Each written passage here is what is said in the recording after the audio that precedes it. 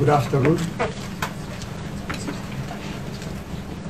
Today is a very sad and tragic day for all of us, Ethiopian Airlines, and for our passengers who are on board Ethiopian Airlines flight ET302, flying, departing from Addis on its way to Nairobi. It took off from Bode Airport at 8:38 a.m. local time, and while it was in flight at around 8:44, it had difficulties and it was lost from radar, it disappeared. And I just came from the site where the accident took place. It is Boeing manufactured Boeing 737-8 MAX, brand new airplane, which we took delivery last year, end of last year, November 15, 2018. It has flown more than 1,200 hours. It's a very clean airplane. It just came this morning from Johannesburg on a flight ET302 and arrived in Addis with no remark, and it was dispatched with no remark. The captain in command, his name is Captain Yared Mulgeta. He was employed with Ethiopian Airlines since July 2010. And he has been a captain on the 737 since November 2017. He's a senior pilot, more than 8,000 hours. He's half Kenyan and half Ethiopian. He has been flying with Ethiopian Airlines with excellent flying record. There were 149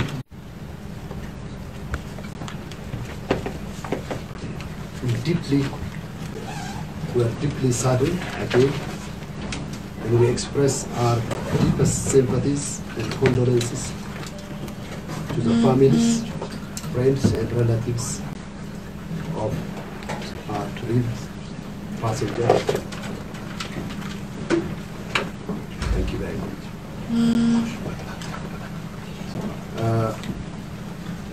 Just to give you a list of the passengers, 32 passengers are Kenyan nationals, and 18 passengers are Canadian citizens, 9 passengers are Ethiopian citizens, 8 passengers are Italian citizens, 8 passengers are Chinese citizens, and there were 8 American citizens, 7 British citizens, 7 French citizens, 6 Egyptians, 5 from Netherlands, Dutch citizens, 4 of them with a UN passport, 4 Indian citizens, 4 Slovakian citizens, 3 Austrian citizens, 3 Swedish citizens, and 3 Russian citizens, 2 Moroccan citizens, 2 Spanish citizens, and 2 Polish citizens, 2 Israeli citizens, 1 Belgian citizen, 1 Indonesian citizen, 1 Ugandan citizen, and 1 Yemeni citizen, 1 Sudanese, 1 Serbian, 1 Togolese, 1 Mozambican, 1 Rwandan, 1 Somalian, 1 Norwegian, 1 Djiboutian, and one Irish and one Saudi national. Thank you very much. Thank you, Dr. Elias from the Associated Press. Have you so far determined the cause for the accident? Is it a technical problem or you have identified other problems? No, as it is fresh incident, accident now, we have not been able to determine the cause. As I said, it is a brand new airplane with no technical remarks, flown by senior pilots, and there is no cause that we cannot attribute at this time. But as you know, it is international practice that international investigators, Ethiopian civil aviation investigators, and also from the aircraft manufacturer from the US, the NTC, will be participating in the investigation. Adra Ahmed, freelance journalist reporting for the New York Times. Can you confirm that among the passengers on the crashed plane were the UN staff and diplomats on their way to the UN Environment Assembly to Kenya? The purpose of travel is not indicated on airline documents, as you know, but I can see that there are 4 museum passports. You were on the crash scene. How can you describe it? I mean, was it like a landing attempt or was it just a crash? How does it look now? It is mainland, and the airplane is now right inside the ground. So it is not possible to identify whether it was a landing or ditching. And there was fire on the plane also? By the time we reached there, there was smoke, small smoke.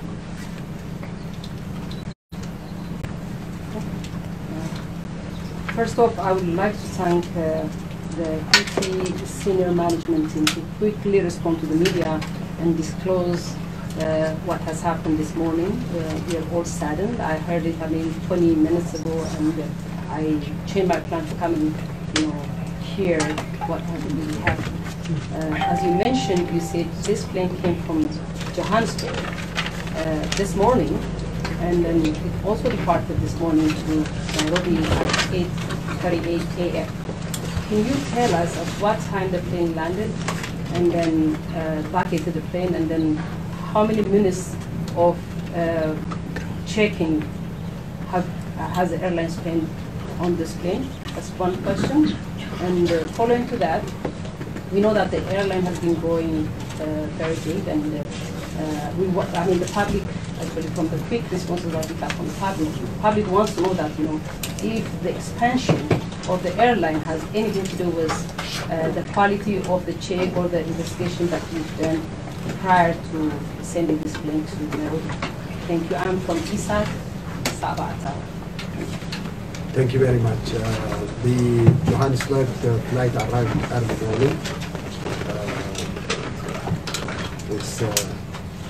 The schedule is around 6 o'clock. We'll give you the exact time. But there was more than close to about 3 hours ground time. So more than enough time in the airline industry. Ground time practice. As I said, the airplane is a brand new airplane with no maintenance remark. So it was a clean airplane. So at this stage, we cannot determine the cause of the accident. But from the records that we have, it is a clean airplane. It is a brand new airplane. We received it as a brand new airplane from Boeing on November 15, 2017. So it's about less than 4 months old. 2018, November 15, 2018 to be exact. So there is no problem on the technical side because it was clear airplane flown to Johannesburg yesterday, came back, and the routine maintenance check didn't reveal any problem. So I confirm that it was a clean airplane. The growth of the airline has nothing to do, as I explained to you right now, because it's a brand new airplane, well maintained, and it has no relation with the business. Thank you. Omar Radi, Spanish News Agency.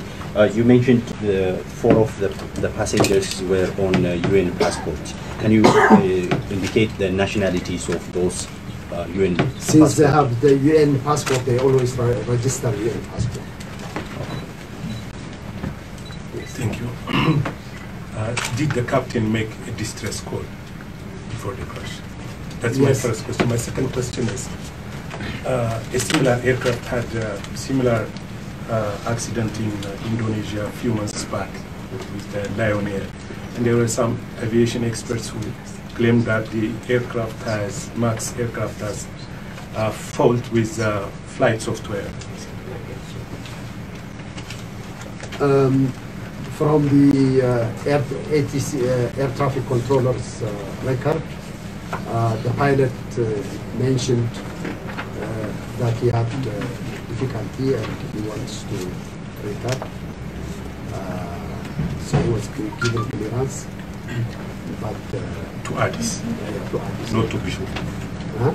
Not to the Air Force. No, to Addis. To Addis. And he was given clearance. Yes, and as far as the relation with the Indonesian accident, we cannot, as I said, of course they are the same 737-8 MAX airplanes, and they are also both the same name, but we will have to leave this for investigation. Do you have many other 737-8 MAX aircraft currently flying for Ethiopian Airlines? Yes. And are there any plans to take another look at them? Well, as I said, we don't know the exact cost or probable cost as at this time. So the airplanes have been flying all over the world with many airlines. So we will have to wait for the investigation. And how many are currently in service with the airline? 6. You mentioned, sir, that the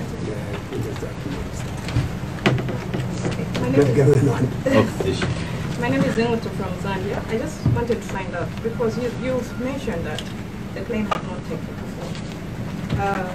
Are you able to also rule out some kind of sabotage from what happened? Because if you're saying the plane was new, it was checked, it had not taken for fault, then maybe, would you say maybe there was some kind of sabotage? And then the other thing I wanted to ask is, what assurance then you have for passengers who are getting on other Ethiopian Airlines?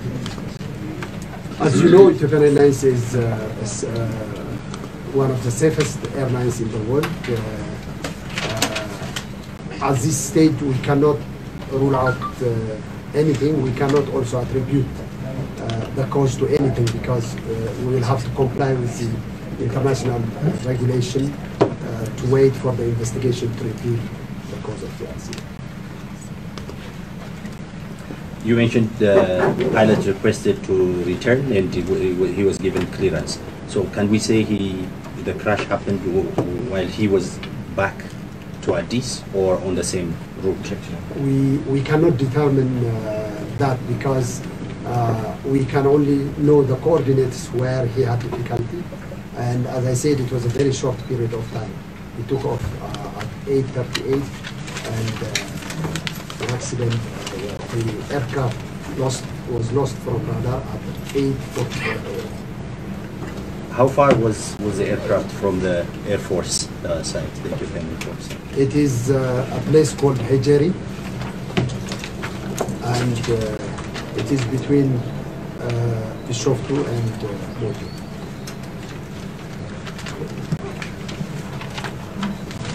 Thank you. What are you doing to the families of the victims, are you trying to give some kind of support? For example, we have seen some of them around the international list. What we are doing is we have an emergency center in Nairobi, the destination of the airplane. We have also an emergency center here at the airport enterprise, because we have a large space there. So we are taking care of the families, and we are supporting them during this difficult time for all of us. I am Tito from Indonesian Freelance Journalist. When will you publish the details of the passengers, since one of the passengers is Indonesian citizen? We will follow the international regulations to disclose the details, because as I told you, we have to comply with the international regulation, international standard. So we are following that procedure. If we really don't know what caused it, can we know what might have caused it? Is there a set of points? It will be speculation at this stage. So I think it is to the best interest of all stakeholders to remain without any speculation, because speculations are not good. So we will have to wait for the investigation. To more detail about the information of the victim, is it the embassy should come to you to ask the detail, or you will send it to the embassy? We are dealing with each embassy. Dealing with the embassy from Ethiopian Airlines? Yes. Excuse me. How long will it take to investigate? It will be difficult, because as I told you, it's not only in our hands. There is international regulation. So the aircraft manufacturer will be involved, the Ethiopian Civil Aviation, and also the Ethiopian Civil Aviation again, because the country of occurrence is also Ethiopia.